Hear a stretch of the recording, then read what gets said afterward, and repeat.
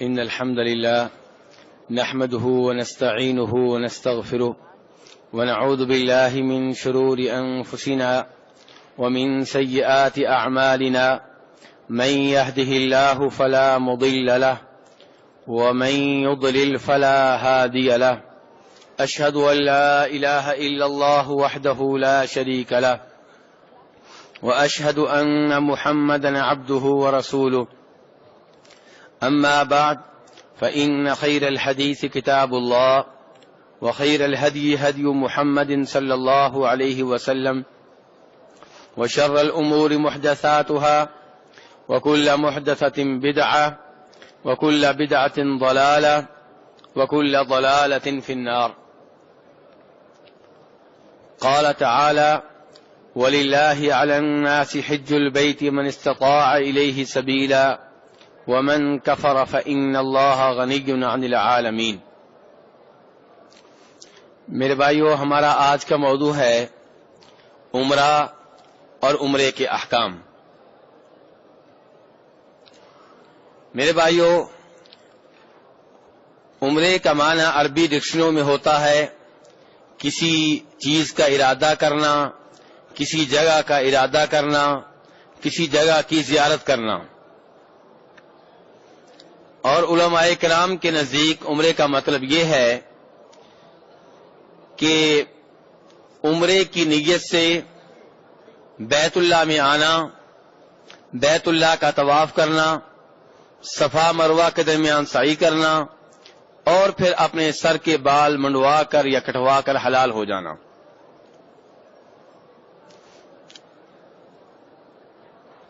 آج کی ہماری اس نشست کا پہلا موضوع یہ ہے کہ کیا عمرہ واجب ہے یا غیر واجب ہے، یعنی کہ عمرہ کرنا ضروری ہے یا عمرہ کرنا ضروری نہیں، بہتر ہے جو کر لے ٹھیک ہے، جو نہ کرے کوئی مسئلہ نہیں ہے. بہت سے علماء کرام کا موقف یہ ہے کہ عمرہ مستحب ہے، واجب نہیں ہے، لازمی نہیں ہے، ضروری نہیں ہے.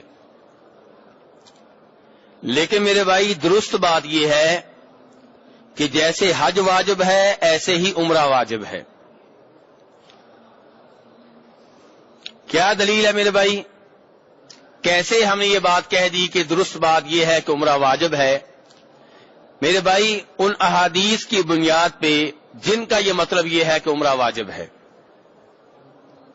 ان میں سے پہلی حدیث وہ ہے جسے امام دارقطنی، امام بہقی جناب عمر فاروق رضی اللہ عنہ سے روایت کرتے ہیں کہ جب جبریل علیہ السلام نبی صلی اللہ علیہ وسلم کے پاس انسانی شکل میں آئے اور انہوں نے آپ سے کئی ایک سوالات کیے، ان سوالات میں سے ایک سوال یہ تھا کہ مل اسلام، اسلام کیا ہے، اسلام کسے کہتے ہیں؟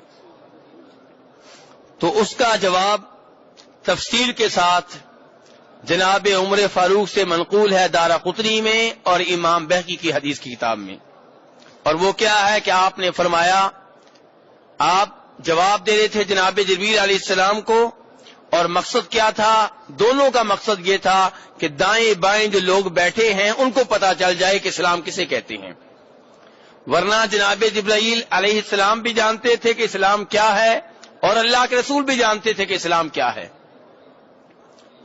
تو آپ نے جواب یہ دیا کہ الاسلام ان تشہد ان لا الہ الا اللہ وان محمد رسول اللہ وان تقیم الصلاۃ وتؤتی الزکاۃ وتحج وتعتمر وتغتسل من الجنابہ وتتم الوضوء وتصوم رمضان.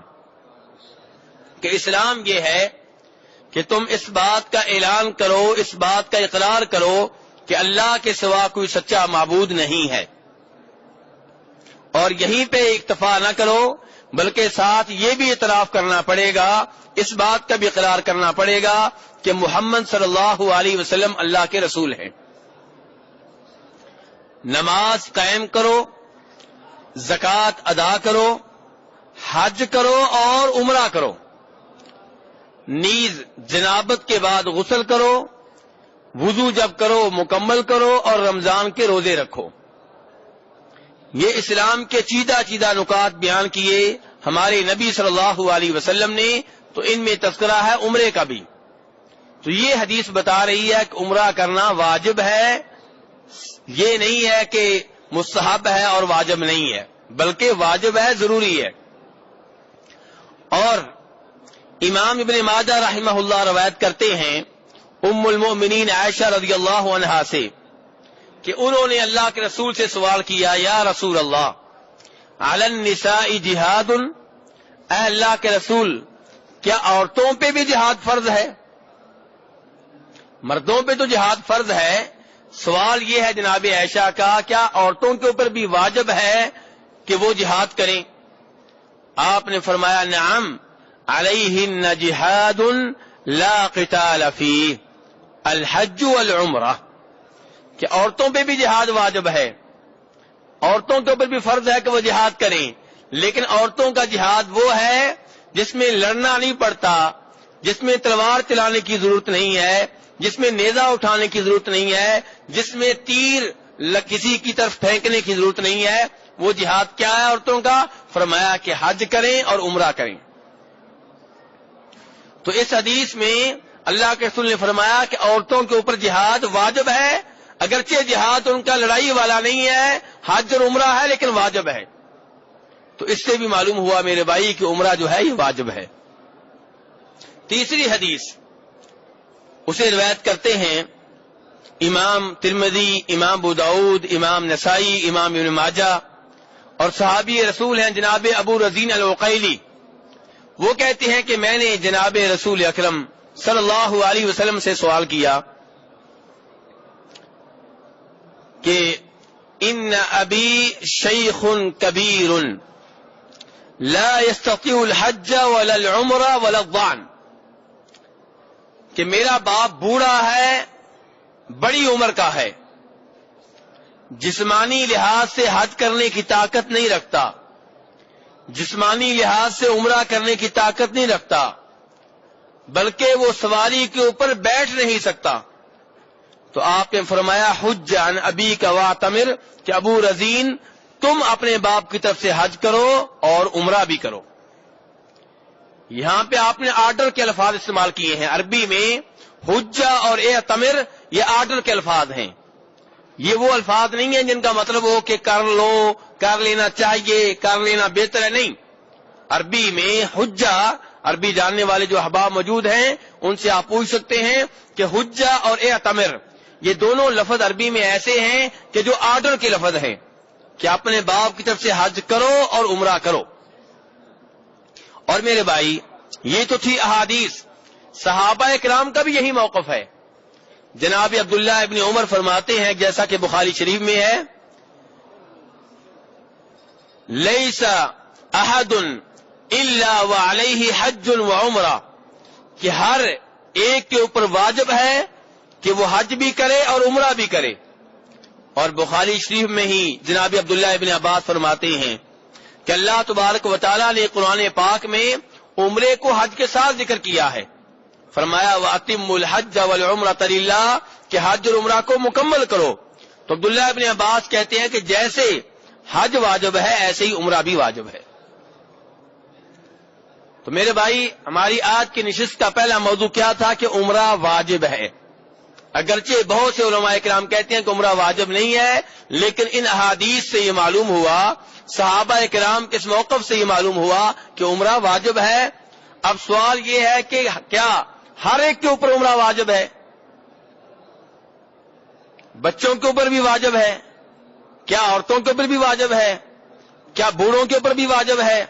اگر کوئی مینٹل ہو کیا اس کے اوپر بھی واجب ہے؟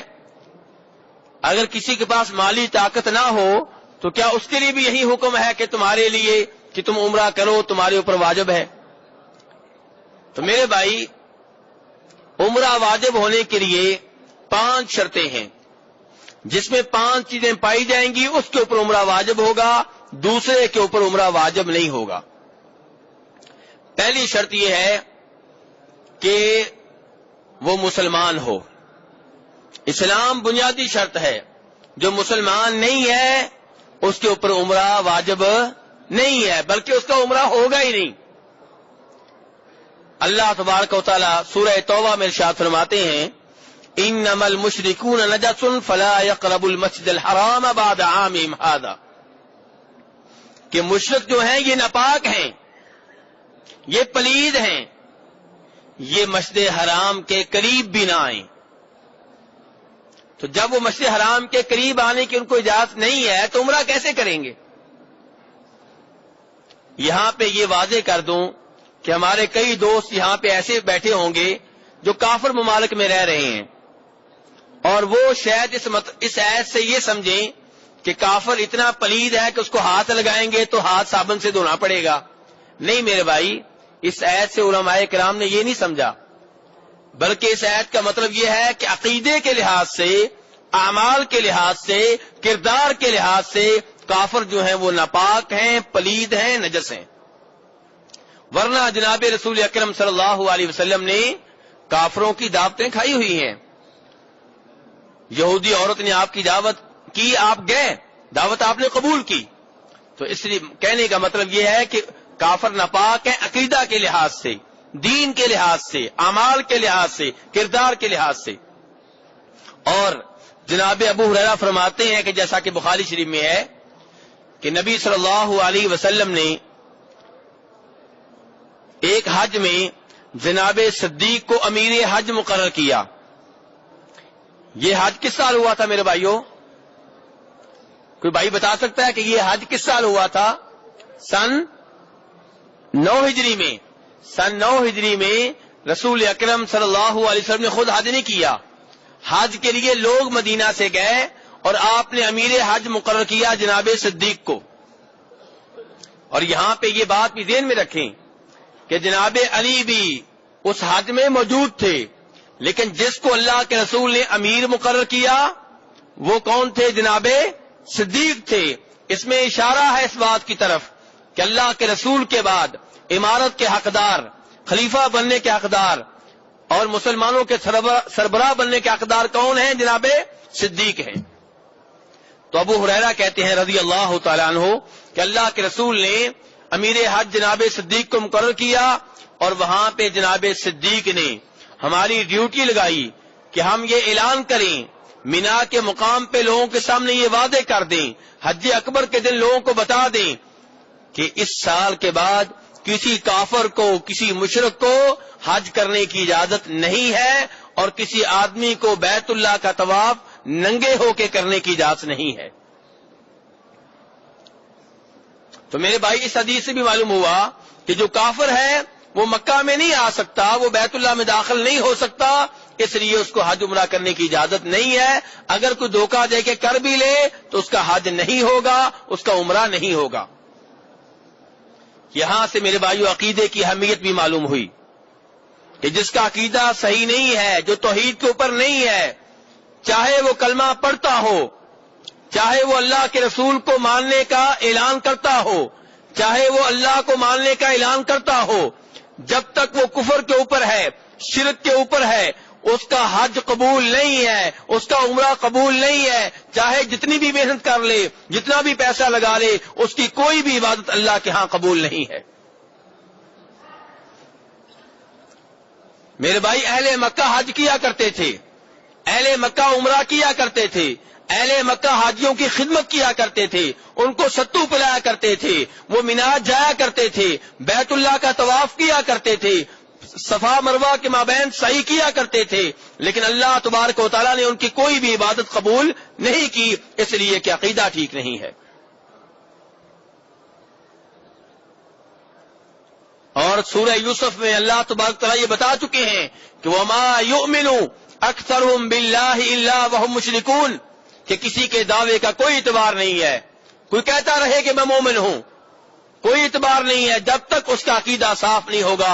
اس لیے کہ اللہ تعالیٰ فرما رہے ہیں اللہ کے اوپر ایمان لانے والوں کی اکثریت شرک کے جرم میں مبتلا ہوتی ہے۔ اس لیے آج بھی کوئی بھائی، کوئی دوست اگر توحید کے اوپر نہیں ہے، اللہ کے علاوہ دوسروں کو بھی پکارتا ہے، اللہ کے علاوہ دوسروں سے بھی بیٹے مانگتا ہے، اللہ کے علاوہ دوسروں سے بھی شفا مانگتا ہے، اللہ کے علاوہ دوسروں سے بھی ملازمت مانگتا ہے، تو میرے بھائی افسوس کے ساتھ کہہ رہا ہوں کہ وہ توحید کے اوپر نہیں ہے، وہ کفر و شرک کے اوپر ہے. اور ایسے آدمی کی عبادت اس وقت تک قبول نہیں ہوگی جب تک کہ اپنی ان شرکی عقائد سے وہ توبہ نہیں کرتا.